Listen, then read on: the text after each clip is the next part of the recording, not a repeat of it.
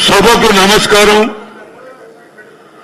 సభకు అధ్యక్షత వహిస్తున్నటువంటి చిరంజీవి గారు మాజీ ఐఏఎస్, అదేవిధంగా మాజీ స్పీకర్ మధుసూదనాచారి గారు, జస్టిస్ ఈశ్వరయ్య గారు, జాతీయ బీసీ కమిటీ చైర్మన్, అదేవిధంగా ప్రొఫెసర్ తిరుమలయ్య గారు, అదేవిధంగా మా తమ్ముడు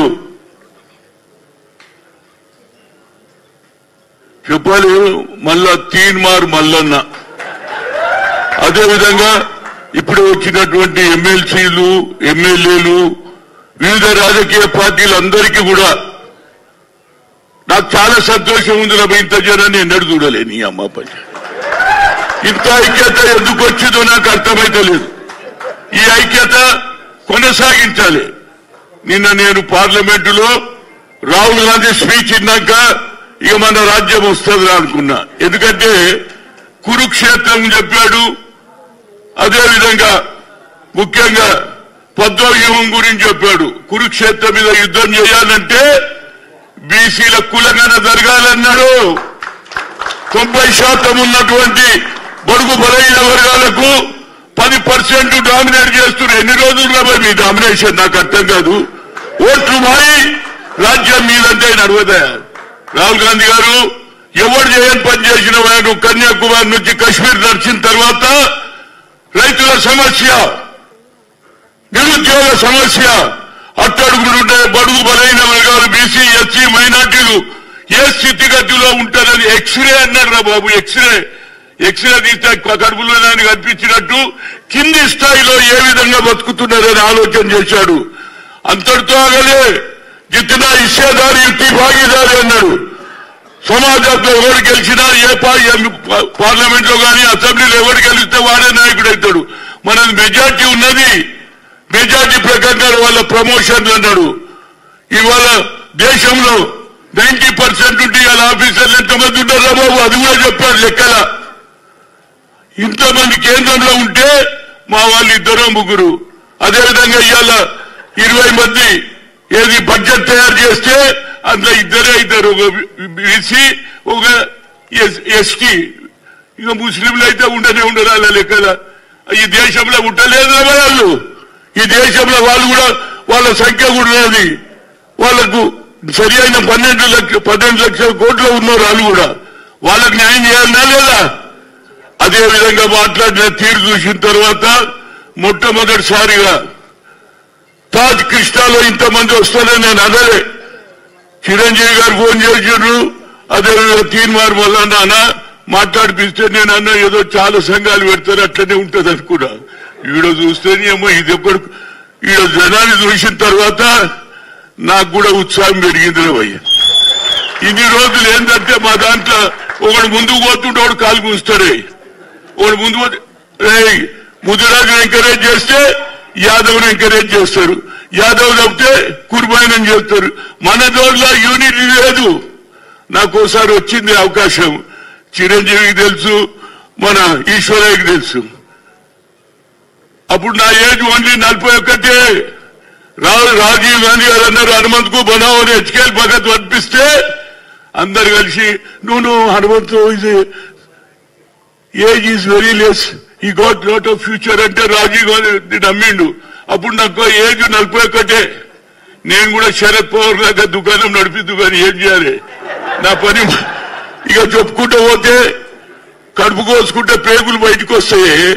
చాలా విషయాలు నేను దాచిపెట్టినా.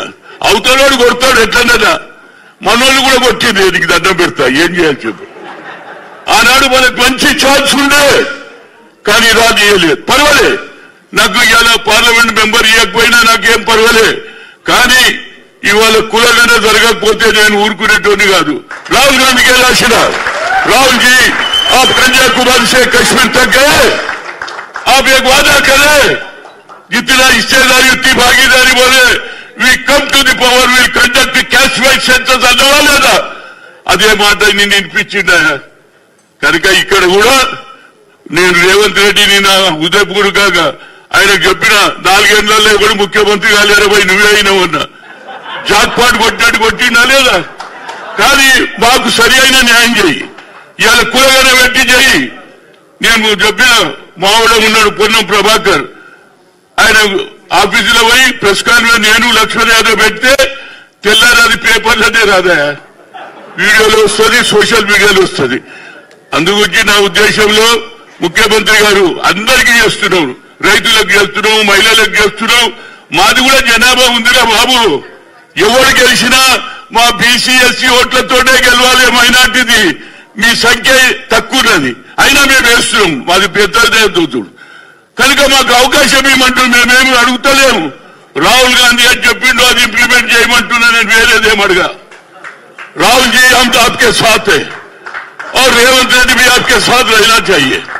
रेवंत रेड्डी भी जब तक कैस्ट वाइज सेंटर नहीं करे तो నువ్వు ఎలక్షన్ పెడతావనుకో, దానికి ఏం చెప్తున్నారంటే కేంద్ర ప్రభుత్వం ఇచ్చే నిధులు మనకు రావు, మనం సరైన సమయం మీద చేయాలి. అడుగురా by time will conduct caste wise centre after that only will make a Panchayati Raj Nagar bill అను. దానికి ఇది సాగొద్దురా బాబు, దీనివల్ల పార్టీకి నష్టమైతుంది.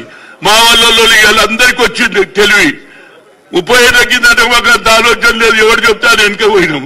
ఇలా చదువుకున్నారు, టీవీలు వచ్చినాయి, సెల్ ఫోన్లు వచ్చినాయి, ఆఖరుకు సఫాయి కర్మచారి చేతిలో కూడా సెల్ ఫోన్ ఇట్లా ఊపుతున్నది, మొగంతో మాట్లాడుతుంది, ఇంకో చేతిలో ఫోన్. ఏం చేస్తున్నా, ఇంకా 3 గల్లీలు ఊకాలే, అలా టేబుల్ మీద పెట్టి అన్నం తినంటుండ్రు రాలేదా. ఇది చైతన్యం. అట్లనే ఇవాళ బీసీలలో కూడా చైతన్యం వచ్చింది. ఆర్ కృష్ణయ్య గాని, అదేవిధంగా జాజుల శ్రీనివాస్ గాని, అందరూ కూడా అన్ని రాజకీయ పార్టీలు రోజు బీసీల 3 ఐటంలు వస్తాయి పేపర్లో. ఆడ మీటింగ్ పెట్టి ఈడ మీటింగ్ అవుతుందా లేదా, ఇది చైతన్యం.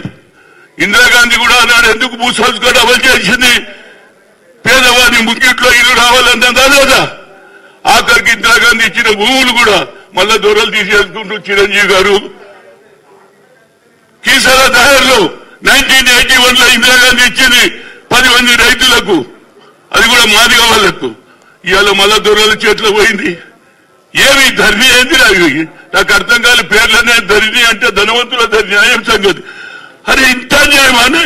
రాహుల్ గాంధీ అన్నాడు ఏడా ఖమ్మంలో, ఇందిరాగాంధీ డిఎస్ఓ జమీన్ మీ వాపస్ చేయలే అన్నాడు. దానికి మేము అందరం ఫైట్ చేస్తున్నాం.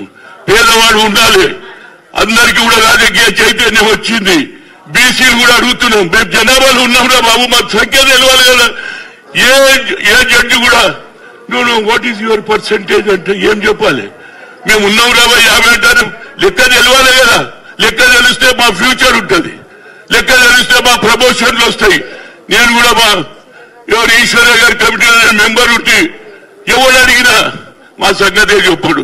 ఒక ఎస్సీలకు లాభం ఉంది, ఎందుకంటే బాబాసాహెబ్ అంబేద్కర్ అంటారా తన మీద బావులకు రానియాలే, గుళ్ళలకు రానియాలే, వారికి మాత్రం రిజర్వేషన్ అట్లనే ఉంటుంది. ఒక పోస్ట్ వస్తే కొత్త వాడు వచ్చే వరకు అది ఖాళీ ఉండే ఉంటుంది. మాది అట్లా లేదు కదా. 1993లో మండల్ కమిషన్ వస్తే మాది 27% ఉంది, మేము 9% కూడా డబుల్ డిజిట్ దాటలేము. కనుక మిత్రులారా, మనలో ఐక్యమత్యం రావాలి. ఒక దిశ కనిపిస్తుంది. 75 స్వాతంత్రం వచ్చిన తర్వాత కూడా బడుగు బలహీన వర్గాలకు అన్యాయం జరుగుతుందని చెప్పాడు. నేను పొలిటికల్ స్పీచ్ వస్తలేను కానీ ఒక మాట చెప్తున్నా. నరేంద్ర మోడీకి 3 సార్లు కలిసిన ఓబీసీ ఎంపీస్ కన్వీనర్ గా, ఒకసారి 42 మంది, ఒకసారి 64, ఒకసారి 83 మంది. ఏం చేయడాడు मैं अपने आप को ఆయన చెప్తాడు, अमित शाह हिंदुस्तान का प्रधानमंत्री एक ओबीसी है, क्या करा रहे भाई. हमारा एक सेपरेट मिनिस्ट्री लेवल तो नहीं दिया. కులగన చేస్తాడు 2008 లో ఎవరు హోమ్ మినిస్టర్, ఇంతవరకు చేయడు. కనుక ఇవాళ ఛాన్స్ వచ్చింది. ఆయన నిజంగానే ఇవాళ యావత్ భారతదేశంలో ఇండియా కూటమి రావడానికి బీసీలంతా వేసింది కాబట్టి ఇన్ని సీట్లు వచ్చినాయి. కొద్దిగా తప్పిపోయింది ఇండియా కూటమి, లేకపోతే ఆయన ప్రధానమంత్రి అయితే తప్పక అవుతుంది. కనుక ఈ ఇష్యూను రాహుల్ గాంधी दिन तुम आगे बढ़ो, हम आपके पीछे बराबर आपसे साथ लड़ेंगे. हर स्टेट में पार्लियामेंट में बिल लगाओ, मैं सब एमपीओ करने जाऊंगा. इससे पहले IIT IIM में रिजर्वेशन सुप्रीम कोर्ट करे तो రిజర్వేషన్ లేదని కొట్టేస్తే సోనియా గాంధీ చేసింది. రాహుల్ గాంధీ గారు కూడా అంటున్నాడు ఇవాళ తప్పనిసరిగా జితిన హిస్సేదారి భాగీదారి అంటున్నాడు. ఇవాళ కురుక్షేత్రం ఏదైతే అన్నాడో అది దాన్ని పగలగొట్టాలంటే బీసీలందరూ ఏకం కావాలి. బీసీలందరూ ఏకం కావాలి. అన్ని రాష్ట్రాలలో ఆయన చేయలే. నితీష్ చేస్తే ఇవాళ పాట్నాల కోర్టు కొట్టేసింది. అదేవిధంగా స్టాలిన్ చేసిండు. ఆడ 69% ఇస్తున్నారు. మనకేమి ఇస్తున్నారా? ఇప్పుడు ఎలక్షన్ పెడితే మా రిజర్వేషన్ పోతుందా లేదు మీరే చెప్పుంటారు.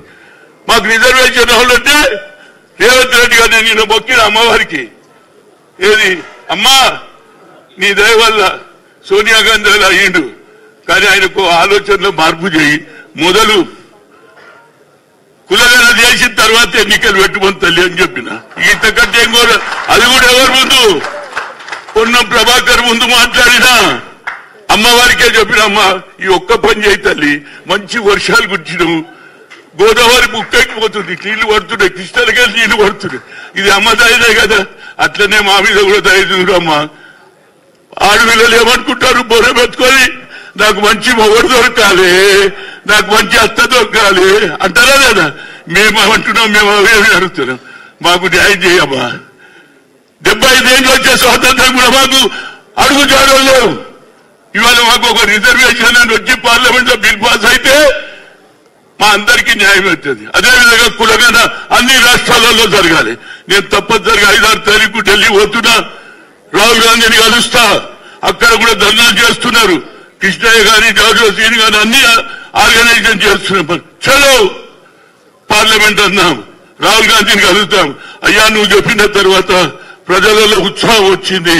నువ్వు నిన్న పార్లమెంట్ మాట్లాడిన తర్వాత ఏది తాజ్ కృష్ణలో ఇంతమంది జనం వచ్చిందని కూడా చెప్తా. చెప్పాలి కదా, నీకు తెలియదు. చాలా మంది కొన్ని విషయాలు దాచిపెడతారు. అదే నేను ఏదని చెప్తే చిరంజీవి ముందు పోతాడు, లేకుంటే ఎవరు ఈశ్వరే ముందు పోతాడు అని. వాస్తవాలు చెప్తేనే నాయకుడికి తెలుస్తుంది. వాస్తవాలు చెప్పారు. అరే సార్ ఇదే పవర్ వచ్చింది అనుకో, మన పక్కకున్నాడే అనా నీ స్పీచ్ ఏం బాగుండేదా, అందరూ ఊర్లో పొంటాడు. అరే నువ్వు ఎప్పుడు ఎంబడే తిరుగుతావు, నువ్వు ఊరికి ఎప్పుడు పోయినావు, ఇట్లా చెప్పి లీడర్లను ఖరాబ్ చేస్తారు. అట్లనే మా రేవంత్ ఎంబడి కూడా కొందరు తగిలిండ్రు. ఆయన కూడా ఆలోచన చేయాలి. ఎప్పుడు మనం అప్పుడప్పుడు వెనకకు చూస్తుండాలి కదా, ఎవడు వెనకాల వస్తుండో అని, వాడు ఎప్పుడు వెళ్ళిపోతాడో తెలియదు. కనుక ఆయనలో కూడా మార్పు రావాలని చెప్తూ తప్పనిసరిగా క్యాస్ట్ వైజ్ సెన్సస్ ఆగిన తర్వాతనే మన ఎన్నికలు జరగాలి. ప్రభుత్వాన్ని అడగాలి, ఎలక్షన్ కమిషన్ కోరాలి. We're conducting caste wise census. After that only we conduct municipal and village elections.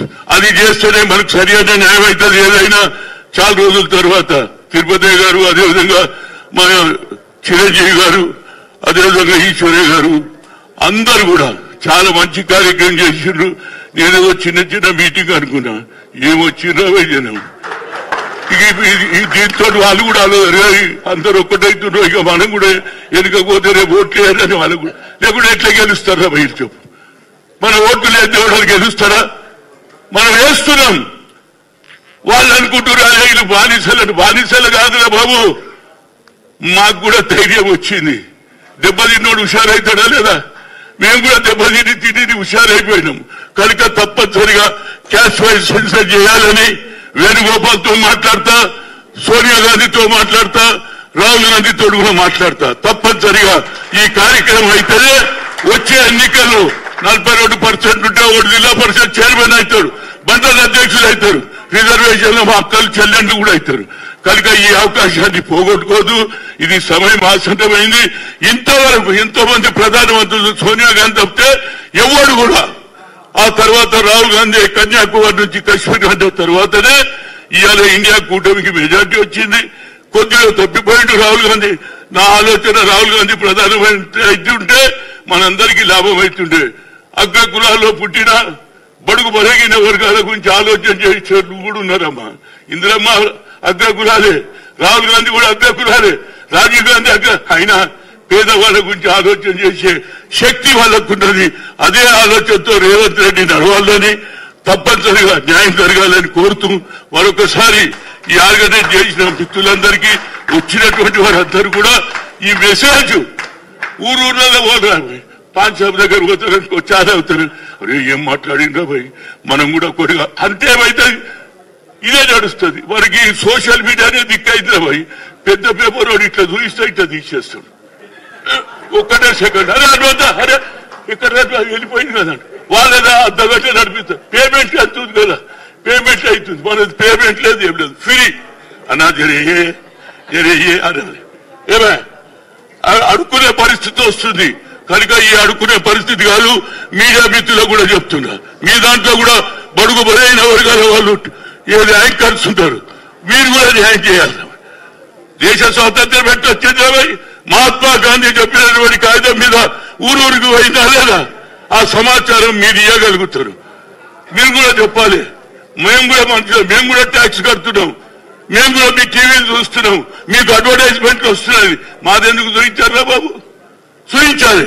న్యాయం చేయమని కోరుతూ మరొకసారి వచ్చినటువంటి మిత్రులందరికీ కూడా మనలో విభేదాలు రావద్దు.